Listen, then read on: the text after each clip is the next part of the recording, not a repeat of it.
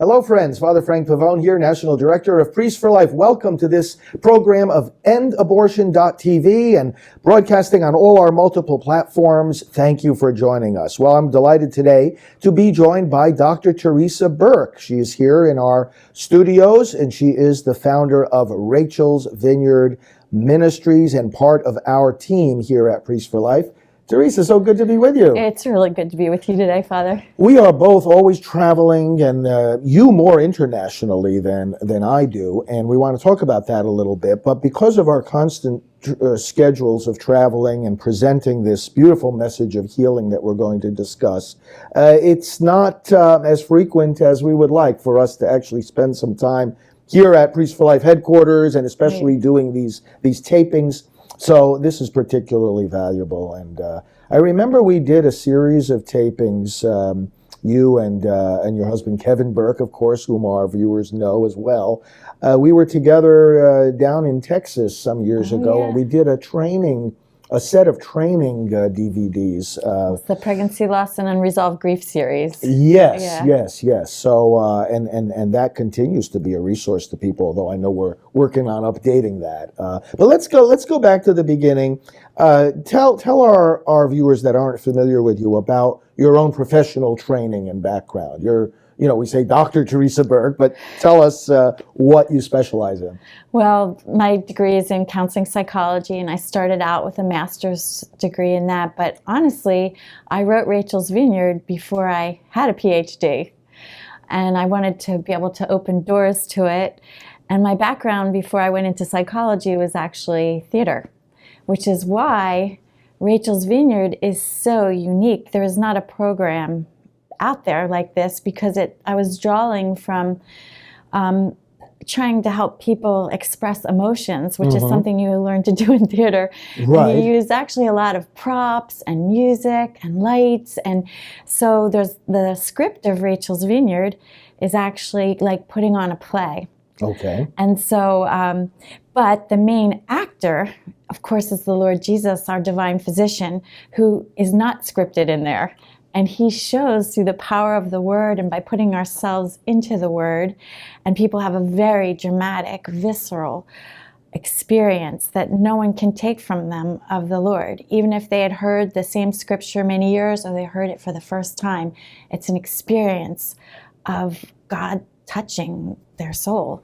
And the sheep know the voice of his shepherd. So I never have apologized for a Christian program, because I feel that people intuitively and instinctively respond to their Father's voice when he touches them in that deep place. So it's an interesting background, but I did go into psychology, and that's when I realized there was a problem in the psychological world. Yes. Aside from being pro-life for many years and working with a youth group where we were educating them and showing the movies. Father Paul Marks was a friend of my parents, and he used to come by our home, and he used to bring boxes of books and videotapes and movies, and that's where I saw The Hard Truth and Silent Scream and things like that. So I was just showing my youth group. I had all these free resources. He could drop off boxes and all this literature. So that's kind of how I got started in pro-life.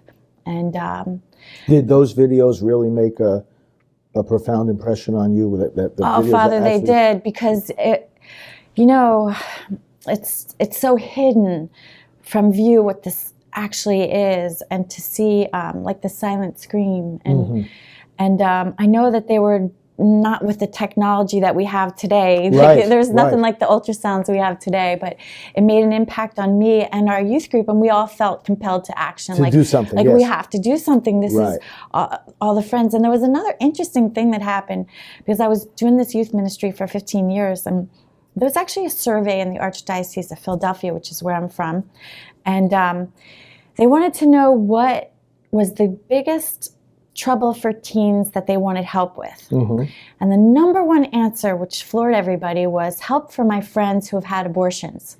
That was the number one answer. This was in the 70s, you know, and all the teenagers, their friends were going down, they were having abortions. It was a secret. They were drinking and drunk, afterwards. The aftermath was seen among all these teenagers, so much so that in a survey of what the most important issue, which to me I would think maybe parent-teen communication, or, you just don't know what the topic would be of such concern, but it was help for my friends who had abortions. Isn't that something? So I had that in my mind. Well, we better learn more about this issue if this is what teens are saying. And with Father Paul Marks coming into our home and leaving the materials. And for those that don't know, Father Paul Marks started Human Life International, which is still an active pro-life group around the world. But that really became... he was a pioneer. He was probably the first pioneer to do like what you're doing. Right. He was really out there, boots on the ground in a very simple way, but he made the rounds through the world, really. He did. He traveled everywhere. So you had this background in theater, and you were awakened to the abortion industry, youth ministry, and then...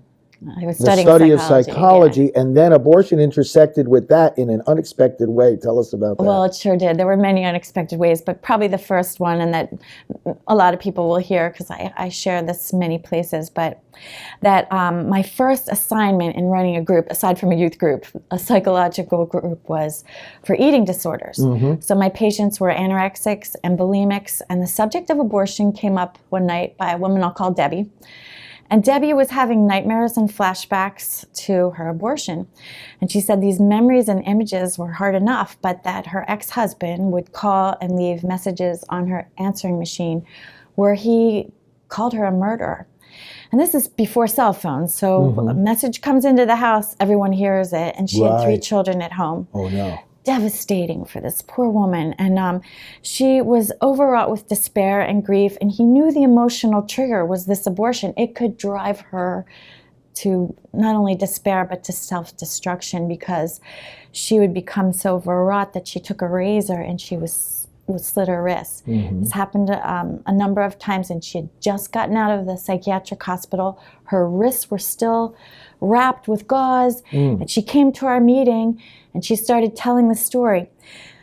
She shared just what I told you about the messages, and she could barely say one more word before a woman in our group said, "Your husband's a horrible man," and all the women nodded their head. And she said, I had an abortion too, and it would just kill me if somebody kept reminding me about it. And then another lady stood up and started cursing and swearing, and she said, "We have a right to control our bodies," and cursed off anybody who should try to make her feel guilty about abortion. Okay. And then there was another lady who got up and left the room, slammed the door, and honestly, I heard her car screech out of the parking lot. So this set up off an explosion. Bomb. It was a bomb. And you knew I'd be a great therapist someday because I showed a lot of therapeutic insight. I called that girl that left and I said, "Are you okay? You seemed upset." like who wouldn't have seen that? Right. Who wouldn't have seen this bomb? Yeah. And then when you're a student, of course, you have to go to your supervisor. My supervisor was a psychiatrist. I had to tell him what happened. He leaned in, Father, and he said, "You have no business," shook his finger, closer than me and you. "You have no business prying into people's abortions." He said, "Abortion is a private, personal thing, and I was instructed not to bring it up." And I said, "But I didn't bring it up. Debbie brought it up. Yes. I think she has PTSD." Yes. And he said, "Her symptoms are a psychotic reaction caused by her medication." So this has always fascinated me. Of course, I've heard you tell the story many times. We've talked about it. But let me probe into this a little more, and I think many of our viewers and listeners will see right away the absurd thing you were being told and the absurd position you were being put in. Because this eating disorder group, now you were a student of psychology. It's my first field placement. It's like an internship. Right. So doesn't this mean by definition that you go in there with a clean slate? In other words, you're not going into the group to create a problem. to create a problem, nor are you going in with any preconceived notion or agenda. The idea is listening. Isn't listening one of the most fundamental and important dimensions of counseling? Well, sure, and especially with addiction. And right. So it's what the person says that matters. And it's not what you're eating, it's what's eating you. What's eating you. We try to uncover. So for this supervisor who was a psychiatrist, to hear that a subject came up of deep pain, not just for one, but for several members of this group, and then to say, this is off limits to discuss, it seems to me this is, I'll use the word malpractice, is professional malpractice,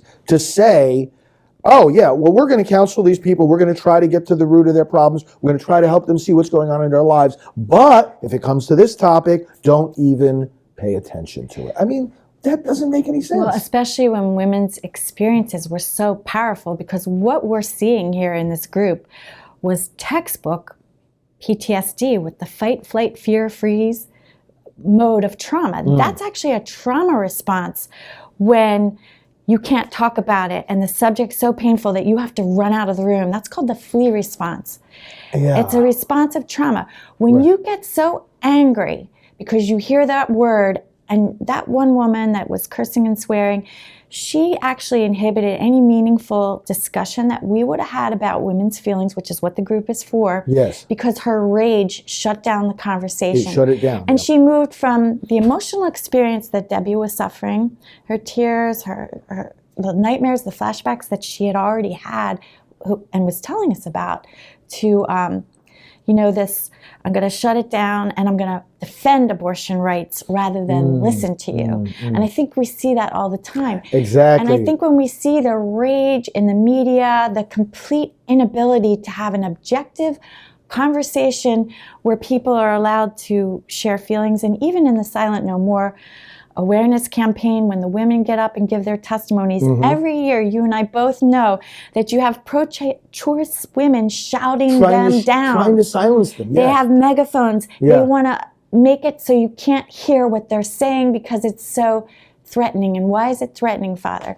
It's threatening because it pricks the conscience that's unsettled about this. Therefore, we can't allow a discussion. They don't want to see a woman regretting it. Right. They don't want to see somebody crying about it, or even published literature that clearly demonstrates the detrimental impact of abortion, because the literature is just really fraught with all sorts of disturbing statistics that this is dangerous. And I want to get into some of that with you a little bit more. But for those of you that are just joining us, Father Frank Pavone here of Priests for Life, and we are with Dr. Theresa Burke, founder of Rachel's Vineyard Ministries, a worldwide ministry for healing after abortion, and she's a member of our Priests for Life family of ministries.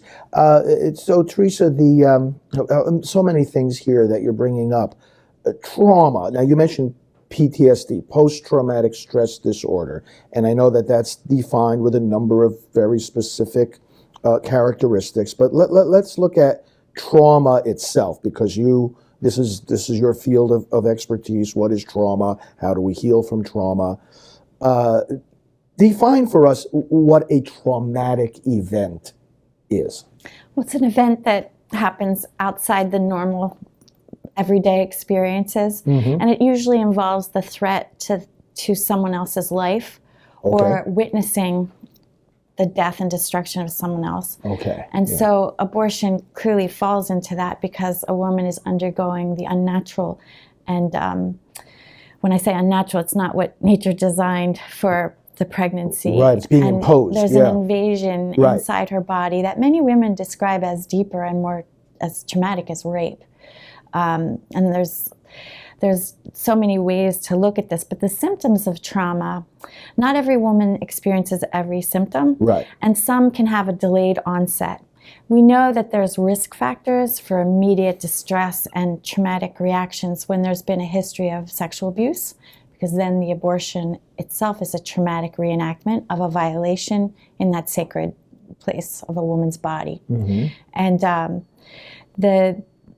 the other symptoms are like hyperarousal, where you're always on the alert for threats of danger, panic and anxiety attacks. And a lot of people have these symptoms after an abortion, and they don't understand that the abortion is what started it. Because abortion is considered health care. You should feel better, not worse. Any ambivalence about whether to have the abortion or not, ambivalence is a risk factor for trauma. We know this. And there's hardly a woman that wouldn't say that it's the most difficult decision I made in my life. It's precisely because of the ambivalence. Any previous psychiatric history is, if you had depression or anxiety or another mental health disorder, there isn't a shred of data that shows that abortion improves women's mental health long term. And a lot of women who might be depressed, they often say that having a pregnancy gives them someone to live for. So Yes. the pregnancy, the joy of the baby can itself be healing, you know? So, but these are the risk factors for trauma. And once you've got the trauma, I mentioned the hypervigilance, anxiety and panic. There's also avoidance as another response where I can't talk about it, I don't want to think about it. And a lot of women go into an avoidance, and precisely to help them cope with the need to avoid and not think about it, then all the drugs and the alcohol, the pot smoking, and It's even covering the pain. yeah. And then constriction is where you're trying to shut everything down. It's a numbing response. Okay. And suicide, of course, is the ultimate constriction. And we've done research on the people coming into Rachel's Vineyard, and we've learned that 60% of them had suicidal ideation thoughts, and about 20% actually had made suicide attempts. Yeah, so when we look at mental health issues in our culture, all the hospitalizations, all the different problems, it's really, really important to screen for abortion as an underlying trauma that needs to be addressed. Otherwise, people just spend their lives on drugs. You know, they're over-medicated, they're given antidepressants, anti-anxiety medication, and unfortunately, that usually comes along with a mental health diagnosis, and they're told that this is your problem, you're going to suffer this for life, you have a vulnerability, so go on these meds. No one's talking about the abortion. Nobody's going. And in fact, I know women that were hospitalized every year on the anniversary of their abortion.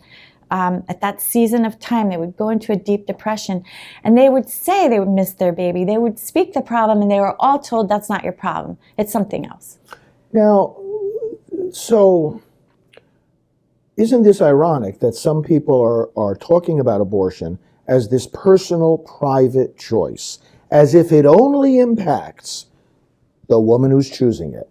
And here, what you're saying is the trauma created by abortion leads to, exacerbates, creates all these other problems that are very, very social and public. I mean, we're talking about suicidal behavior. We're talking about all kinds of other behaviors that can harm the individual or others. We're talking about health problems which burden the individual and the healthcare system. And all of a sudden, we're talking about the whole society. And then the acting out. And the acting out. This goes far beyond some kind of purely personal, private choice.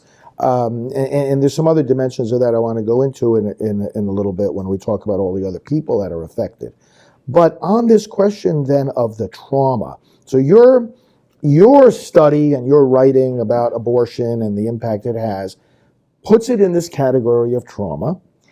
And of particular interest in what you just said too is this avoidance. So a person, if they've experienced a trauma, then they're avoiding anything that's reminding them of it, right? Or that might recreate it in some way. Yeah. So we see such a societal avoidance of abortion, don't we? We sure do. And this is connected, isn't it?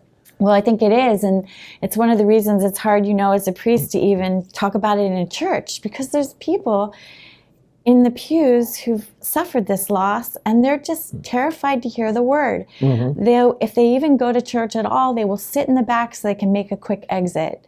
Right. And that's the church. Then you look on the bigger level, where we just see the polarization of this issue and the absolute... when we talk about trauma, I said there's a fight, flight, fear, freeze, but there's a physiological response that accompanies trauma. We see it with soldiers, we see it with sexual abuse survivors.